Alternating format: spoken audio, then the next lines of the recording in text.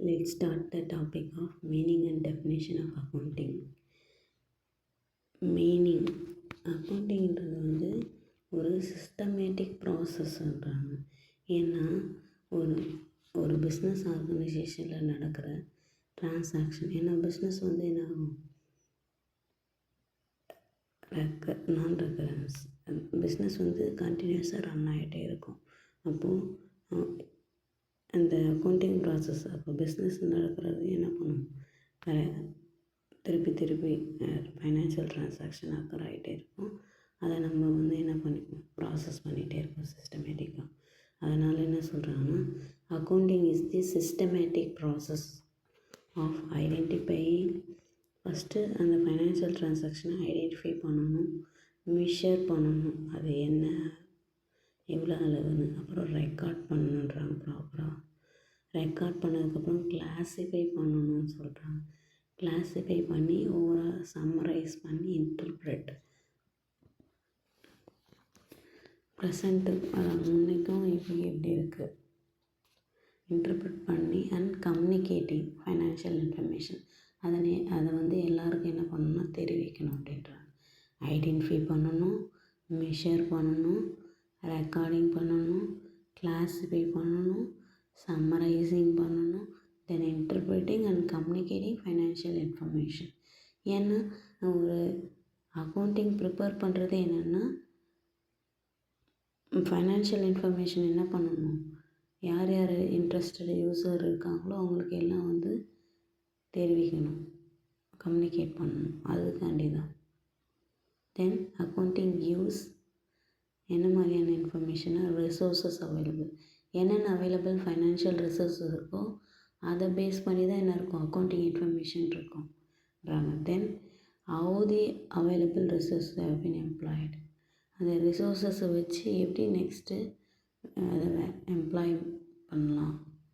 தென் result எவ்வளோ achieve பண்ணியிருக்காங்க அந்த பர்டிகுலர் ஃபைனான்ஸ் யூஸ் பண்ணதுனால, இந்த மாதிரியான இன்ஃபர்மேஷன்ஸ்லாம் அது கொடுக்குதுன்றாங்க அக்கௌண்டிங். அதான் அக்கௌண்டிங் யூஸ். தென் நார்மலாக ஒரு அக்கௌண்டிங் ப்ரிப்பேர் பண்ணுறோன்னா, அந்த அக்கௌண்டிங் பீரியடில் டியூரிங் தி அக்கௌண்டிங் பீரியட், இப்போ 1st April to 31st March அப்படின்னா, அந்த அக்கௌண்டிங் பீரியடில் எவ்வளோ ப்ராஃபிட் ஏர்ன் பண்ணியிருக்காங்க, எவ்வளோ லாஸ் இன்கர்ட் ஆகிருக்கு அப்படின்றத ஃபைண்ட் அவுட் பண்ணிக்கலாம். அந்த வேல்யூ, அதே மாதிரி எவ்வளோ நேச்சர் ஆஃப் அசட்ஸ், எவ்வளோ லைபிலிட்டிஸ் பே பண்ண வேண்டியது இருக்குது, கேபிட்டல் எவ்வளோ கான்ட்ரிபியூட் பண்ணியிருக்காங்க, இது எல்லாமே என்ன பண்ணிக்கலாம்னா எல்லா இன்ஃபர்மேஷனும் அக்கௌண்டிங் மூலிமா தெரிஞ்சுக்கலான்றாங்க. ஃபைனான்ஷியல் ட்ரான்சாக்ஷன் எவ்வளோ அக்கர் ஆகிருக்குன்ட்டு. இதுதான் தட்ஸ் இட், இது meaning. Next definition two definitions இருக்குது. First one American institute of certified public accountants, அவங்க என்ன டிஃபைன் பண்ணியிருக்காங்க அக்கௌண்டிங் என்னென்னா, அவங்களோட வியூ. அக்கௌண்டிங்கிறது ஒரு ஆர்ட்டுன்றாங்க. ஏன்னா ஒரு நார்மலாக அக்கௌண்டிங் ட்ரான்சாக்ஷன் ஸ்டாண்டர்ட்ஸ் என்ன சொல்லியிருக்காங்களோ அதுபடி தான் ரெக்கார்ட் பண்ணுவாங்க. அப்போது அந்த பர்டிகுலர் நாலேஜ் இருக்கணும், அதனால அது ஆர்ட்டுன்றாங்க.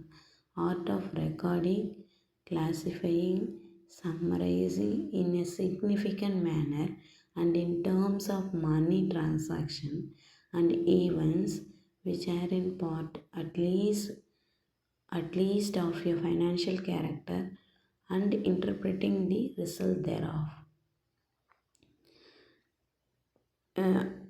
மீனிங்கில் சொன்ன மாதிரி தான் என்ன சொல்கிறாங்க அப்படின்னா, ஒரு ஃபைனான்ஷியல் ட்ரான்சாக்ஷன் அக்கர் ஆகுது ஒரு பிஸ்னஸில் அப்படின்னா, அதை ப்ராப்பராக என்ன பண்ணணும், கிளாஸிஃபை பண்ணி சம்மரைஸ் பண்ணி எவ்வளோ terms of money transaction occur ஆகிருக்கு அப்படின்றது ஃபைண்ட் அவுட் பண்ணி ஃபைனலாக ரிசல்ட் கொடுக்கணும்.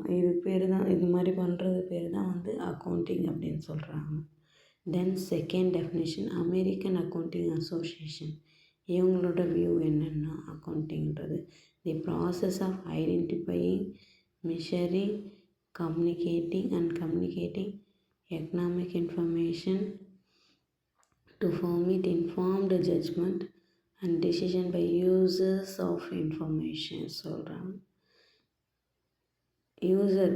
யூசருக்கு என்ன அவைலபிளோ அதுக்கேற்ற மாதிரி என்ன பண்ணுறாங்கன்னா இன்ஃபர்மேஷனை அக்கௌண்டிங் ட்ரான்சாக்ஷன் ரெக்கார்ட் பண்ணி ப்ரொவைட் பண்ணுறான்றாங்க. அதை ரெக்கார்ட் பண்ணுறது தான் வந்து எப்படி அனலைஸ் பண்ணுறாங்க, ஒரு பிஸ்னஸ் எப்படி ஃபைனான்சியல் ட்ரான்சாக்ஷன் அக்கர் ஆகுது, அதை ஐடென்டிஃபை பண்ணி மெஷர் பண்ணி கம்யூனிகேட் பண்ணுற ஒரு ப்ராசஸ் பேர் தான் வந்து அக்கௌண்டிங் அப்படின்னு சொல்கிறாங்க. தென் ஃப்ரம் தி அபோவ் டெஃபினேஷன்ஸ் சொல்லியிருக்காங்க.